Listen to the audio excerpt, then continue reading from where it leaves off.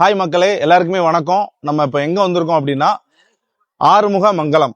ஆறுமுக மங்கலம் எங்க இருக்கு அப்படின்னா ஐகோர்ட் மகாராஜா கோவில் தான் வந்திருக்கோம். ஸோ இந்த கோயில் பாத்தீங்க அப்படின்னா தூத்துக்குடி மாவட்டத்துல ரொம்ப பிரசித்தி பெற்ற கோயிலுக்கு தான் நம்ம வந்திருக்கோம்.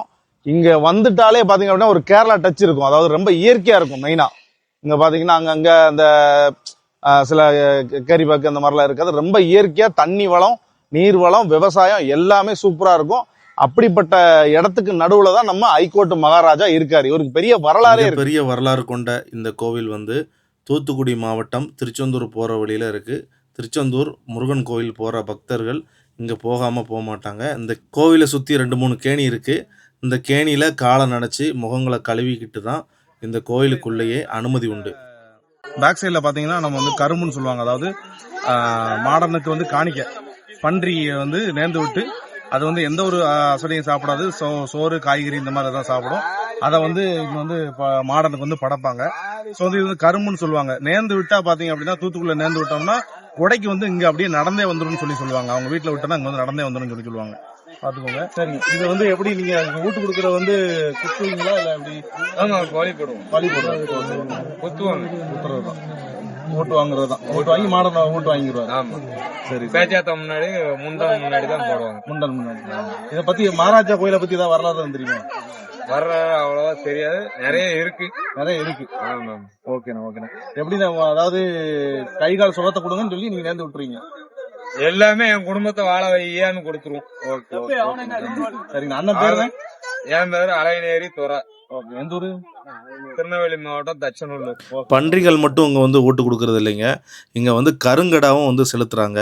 கருங்கடா அப்புறமா சேவலும் இங்கே செலுத்துறாங்க. நம்ம ஐகோர்ட் மகாராஜா சன்னதிக்கு எதிர்த்தாப்புல இருக்கக்கூடிய முண்டனோட வரலாறு அதாவது முண்டன் சாமியோட வரலாறு நம்ம கூட ஒரு அண்ணன் தெளிவாக சொல்லுவாங்க. எப்படி இருக்குன்னு பாருங்க. நாங்கள் எல்லாரும் ஐகோர்ட் மகாராஜா ஐயா தரிசனம் பண்ணவங்க வந்திருக்கோம். ஐகோர்ட் மகாராஜாவுக்கு எதிர்த்தாப்புல முண்டன், அதுவும் ஐயாவோட ஒரு அவதாரம் தான். அவர் பிறப்பு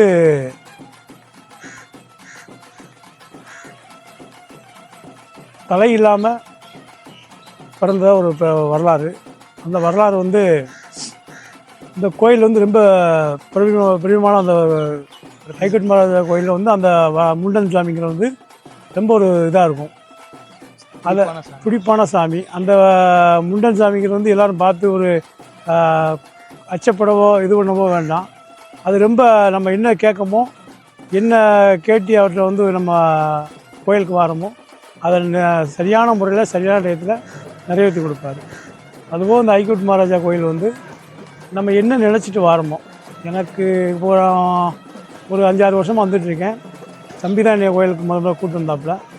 இந்த கோயிலுடைய வரலாறு எனக்கு வரும்போது தெரியாது. ஆனால் எங்கள் அப்பா முன்னாடி வந்திருக்காங்க இந்த கோயிலுக்கு. எங்கள் அப்பா ஒரு ஐயப்ப கோயில் குருநாதர். அவர் இந்த கோயிலுக்கு நிறையா இடம் வந்திருக்காரு. இந்த கோயிலுக்கு வந்தப்போ தான் எனக்கு அந்த ஞாபகம் இருக்குது. நான் அங்கே ஏற்கனவே வந்திருக்க மாதிரி எனக்கு ஒரு ஞாபகம்.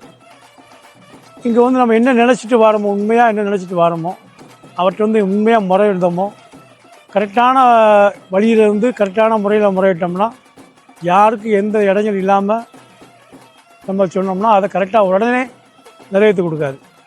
இது இந்த கோயிலுடைய ஒரு யாருக்கும் தெரிஞ்சதோ தெரியலோ அந்த வரலாறு ஒன்று இருக்குது. நான் வச்ச கோரிக்கைகள் எல்லாருமே இப்போ நிறைவேற்றிக்கிட்டாரு. சின்ன கோரிக்கை தான். அந்த கோரிக்கை எல்லாத்தையுமே ஐகோர்ட் மகாராஜா அவர் நல்லபடியாக நிறைவேற்றி கொடுத்துருக்காரு. நாங்கள் போன நாளில் கொடை நடக்கிற மாதிரி இருந்தது. கொடை இங்கே ஆடி ஆவணியில் அந்த அறுவடை திரயத்தை கணக்கு பண்ணி கொடை வைப்பாங்க. நாங்கள் போயிருந்தப்போ மாசி கடைசி செவ்வாய் போயிருந்தோம். கடைசி செவ்வாய் மாசி எங்களுக்கு ஒரு அற்புதமான ஒரு காட்சி கிடச்சிது. அந்த அலங்காரங்களும் அந்த இதுவும் பார்க்குறதுக்கு ஒரு கண்ணு பத்தாது. ஏன்னா அதை நம்ம வீடியோவை எடுத்து போட முடியாது. நல்ல கூட்டம் இருந்தது. நல்ல சிறப்பான தரிசனம். நல்ல பூஜைகள் ரொம்ப நேரம் பண்ணாங்க. கிட்டத்தட்ட இந்த பூஜைகளே பார்த்திங்க அப்படின்னா ஒரு 2.5 மணி நேரம். பெரிய கோயிலில் பார்த்திங்கன்னா ஒரு 1.5 மணி நேரமும், சின்ன கோயில் அதிலேருந்து கிட்டத்தட்ட ஒரு 3.5 மணி நேரம் 4 மணி நேரம் பூஜை நடந்தது. என்ன இது இருந்தாலும், என்ன ஒரு மன கஷ்டம் இருந்தாலும் இங்கே போய் வந்தால் நம்ம மனசில் இருக்கிற குறைகள் எல்லாம் தீர்ந்து நம்ம ஐயனை பார்த்த ஒரு சந்தோஷம் ரொம்ப இதாக இருக்கும். கேட்ட வரத்தை கொடுப்பாரு. நம்ம என்ன வேண்டுறோமோ அது கண்டிப்பாக கிடைக்கும். எதிரிகளையும் நண்பனாக்கக்கூடிய நம்ம ஐகோர்ட் மகாராஜா இதோட வரலாறு வந்து பார்த்தீங்க அப்படின்னா தெரிஞ்சது அப்படின்னா நீங்கள் வந்து கீழே கமெண்டில் வந்து கமெண்ட் பண்ணுங்கள். நடக்கும் நடக்கும் கண்டிப்பா நம்பினவங்க கைவிட மாட்டேன். கொண்டு வா நம்ம வாழை படத்தில் வர்ற மாதிரி சுற்றி பற்றி பார்த்தீங்க அப்படின்னா எல்லா பக்கத்துலையுமே வாழை மர விவசாயம் தான் அங்கே வந்து நடக்குது. பெரிய லெவலில் வாழை மரமும் பூக்களும் வந்து இங்கே வந்து அதிகமான விவசாயங்கள் நடக்கும். நீர்ப்பாசனம் எப்பயுமே இருக்கும். நம்ம பக்கத்தில் ஆத்தூர், ஏரல் இந்த மாதிரி ஊர் வந்து இயற்கையான ஆற்று தண்ணி வந்து இங்கே வந்துட்டு இருக்கிறதுனால நீர்ப்பாசனம் அதிகமாக இருக்கக்கூடிய இடம். நெல்லும் விளையுது. இந்த நெல் விளையிறத கணக்கு பண்ணி தான் நம்ம வந்து கொடையை நடத்துவாங்க. நம்ம இந்த கோயிலில் நெல் விளையிறத கணக்கு பண்ணி தான் அந்த கோயிலில் கொடையை நடக்கும்.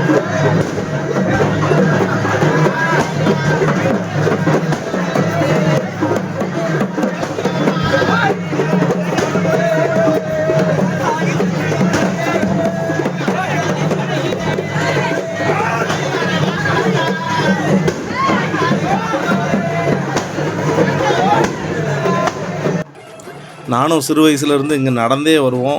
ஆட்டோ எதுவுமே கிடையாது. இப்போ பார்த்தீங்கன்னா தூத்துக்குடிலேருந்து வரும்போது முக்காணி ரவுண்டாப்பூரில் இறங்கணும். திருநெல்வேலியிலேருந்து வந்தீங்க அப்படின்னா திருநெல்வேலியிலேருந்து வேன் இருக்குது. இங்கே பூஜை பண்ணுறவங்களும் கூட ஒரு குடும்பத்தை சேர்ந்தவங்க தான். இவங்க வந்து வழி வழியாக வந்து பூஜை பண்ணிகிட்ருக்காங்க.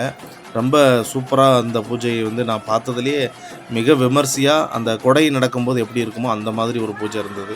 நீங்கள் உலகத்தில் எந்த கோயிலில் போனாலும் இந்த மாதிரி ஐதீகமாக இங்கே உள்ள கல்ச்சர் இருக்கக்கூடிய ஒரு பூஜை நடக்கக்கூடிய இது வந்து எங்கேயுமே நீங்கள் பார்த்துருக்க மாட்டீங்க. ரொம்ப பழமை மாறாமல் இந்த கோயிலில் வந்து பூஜை நடக்கும். ஒரு பொம்மை வச்சுட்டு ஆடுறாங்க பார்த்தீங்களா, இவங்க தான் வந்து பேச்சியம்மாள் சாமி வச்சு ஆடுவாங்க. பேச்சியம்மாள் சாமி வந்துச்சு அப்படின்னா இந்த பொம்மையை வச்சுட்டு தான் ஆடுவாங்க. பிள்ளை சூனியம், பேய் ஓட்டுறது, இந்த மாதிரி ஏகப்பட்ட விஷயங்கள் வந்து இங்கே இருக்கும். நீங்கள் வந்து ஐயாவை நினச்சி வந்துட்டீங்கனாலே அவரே உங்கள் நோயை வந்து முக்கால்வாசி குணப்படுத்திடுவார். இது வந்து நிறைய பேருக்கு போய் சேரணும். நீங்கள் லைக் அண்ட் ஷேர் சப்ஸ்கிரைப் பண்ணுங்கள். நம்ம சேனலை இப்போ தான் பார்க்குறீங்க அப்படின்னா ஒரு சப்ஸ்கிரைப் பண்ணிவிட்டு பெல் ஐக்கானை கிளிக் பண்ணிடுங்க.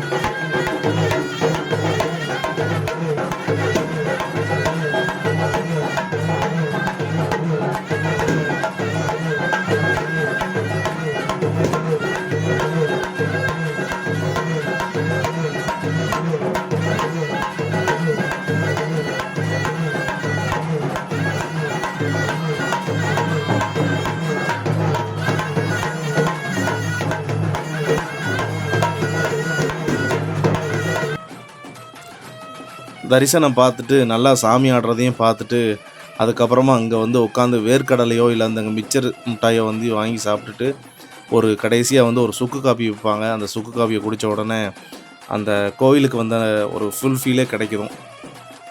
மாடர்ன் உலகத்தில் இப்படிப்பட்ட ஒரு கோவிலுக்கு நீங்கள் எங்கே இருந்தாலும் நீங்கள் வந்து போனீங்க அப்படின்னா உங்கள் மனசில் உள்ள பாரமே எல்லாமே குறைஞ்சிரும். ஸோ வந்து நம்ம ஐகோட்டு மகாராஜா வந்து நீங்கள் தரிசனம் பண்ணிட்டு போங்க.